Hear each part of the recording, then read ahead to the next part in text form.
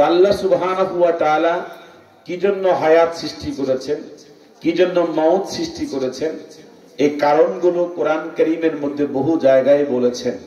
সূরাতুল মুলকের মধ্যে আল্লাহ সুবহানাহু ওয়া তাআলা ইরশাদ করেছেন, হুয়াল্লাযী খালাকাল মাউতা ওয়াল হায়াতা লিয়াবলুয়াকুম আইয়ুকুম আহসানু আমালা। আল্লাহ সুবহানাহু ওয়া তাআলা এই আয়াতে কারিমার ভিতরে কত সুন্দর করে ঘোষণা করেছেন, তিনি তো সেই সত্তা যিনি খলাকাল মাউতা ওয়াল হায়াতা, যিনি মৃত্যুকে এবং জীবনকে সৃষ্টি করেছেন। লিয়াবলুয়াকুম আইয়ুকুম আহসানু আমালা, তিনি তোমাদেরকে পরীক্ষা করবেন হায়াত এবং মৃত্যুর মাধ্যমে, তোমাদের মাঝে সবচেয়ে বেশি সুন্দর আমল কার। কি বলেন, ঠিক কিনা?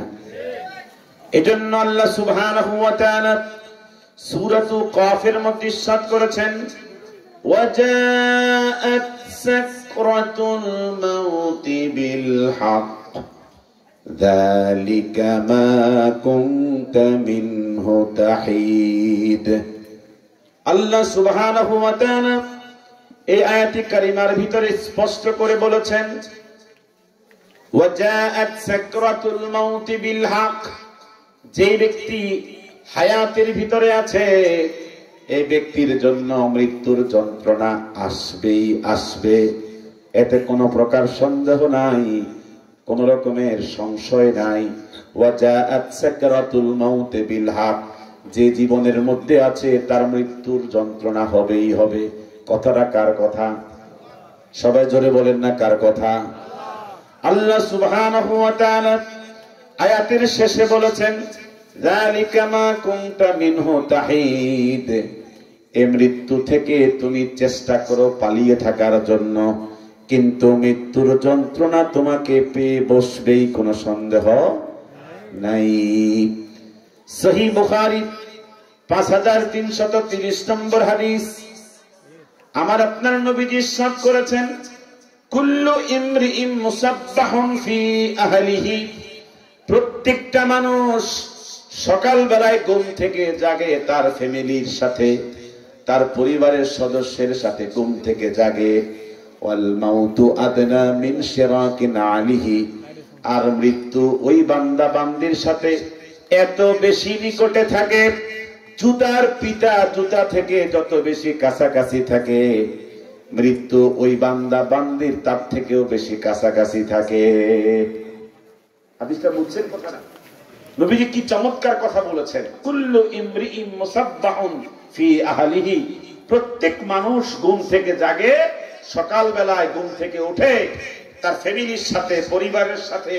ওয়াল মাউতু আদনা মিন শিরাকিন আলিহি, আর মৃত্যু থাকে ওই বান্দার এত নিকটে, জুতার পিতা যেরকম জুতার কাছাকাছি থাকে, মৃত্যু বান্দা বান্দির এর থেকে বেশি কাছাকাছি থাকে। ঠিক কিনা? হাদিস আমার নবীজি ইবনে মাজাহ শরীফের মধ্যে বর্ণনা করেছেন, 4669 নম্বর হাদিস। নবীজি একজন সাহাবীর কবর, তার দাফনের কাজ সমাপ্ত করার পরে চতুর্দিক থেকে হুজুর সাহাবায়ে কেরামদেরকে নিয়ে দোয়া করছিলেন, মাইয়াতের দাফনের পরে দোয়া করছিলেন। হুজুরের চোখ থেকে টপ টপ করে চোখের পানি পড়তেছিল। হুজুর সাহাবায়ে কেরামদেরকে লক্ষ্য করে বলেছিলেন, ইয়া ইখওয়ানি, ও আমার সাথীরা, ও আমার সাহাবীরা, ও আমার উম্মতেরা, লিমিসলি হাযা ফাআইদু, এই বাড়ির জন্য, এই ঘরের জন্য পরিপূর্ণ প্রস্তুতি গ্রহণ করো। বলেন না সুবহানাল্লাহ। আমার আপনার ঘর, চূড়ান্ত ঘর, চূড়ান্ত ঠিকানা কবর বাড়ি। কথা বলেন ঠিক কিনা? নবীজি বলেছেন, লিমিসলি হাযা ফাআইদু, এই কবরের জন্য, এই বাড়ির জন্য, এই পরজগতের জন্য তুমি পরিপূর্ণ প্রস্তুতি গ্রহণ করো। বলেন না আলহামদুলিল্লাহ। হাদিস শরীফের মধ্যে 5 লক্ষ হাদিসের হাফেজ ইমাম বাইহাকি শুআবুল ঈমান এই কিতাবের 9100 19 নম্বর হাদিসের মধ্যে নবীজি বলেছেন তুহফাতুল মুমিনি আল মাউত, একজন ঈমানদারের জন্য মৃত্যু হলো আল্লাহর দেওয়া উপহার। বলেন না আলহামদুলিল্লাহ।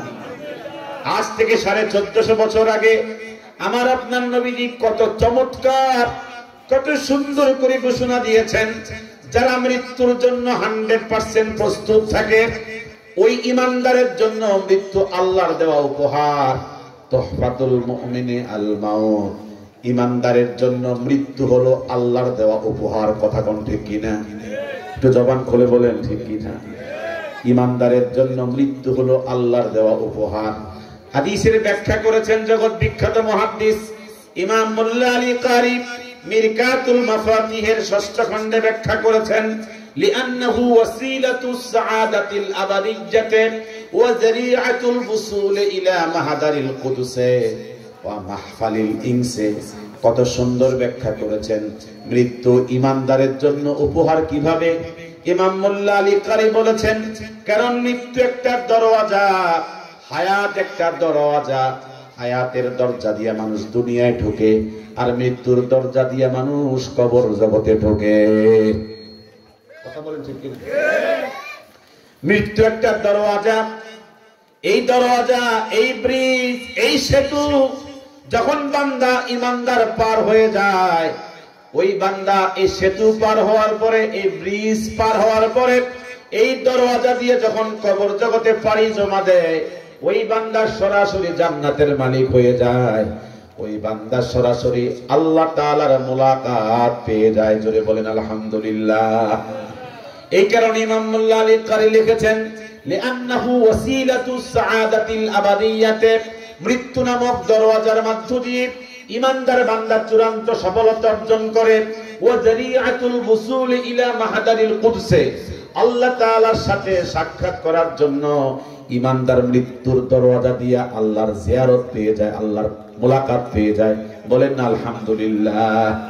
এজন্য আমার আপনার নবীজি যারা আশিক ছিল, বিশেষ করে ইমাম হাসান বসরি বলেছেন, আন্নাসু নিয়াম, মানুষ ঘুমের মধ্যে থাকে, সংসার করে, ঘুমের মধ্যে থাকে, চাকরি করে, ঘুমের মধ্যে থাকে, ব্যবসা করে, কিন্তু ফাইজা মাতু, যখন তারা মরে যায়, ইনতাবাহু, তখন মূলত তারা জাগ্রত হয়। কথা বুঝেন না মনে হয়?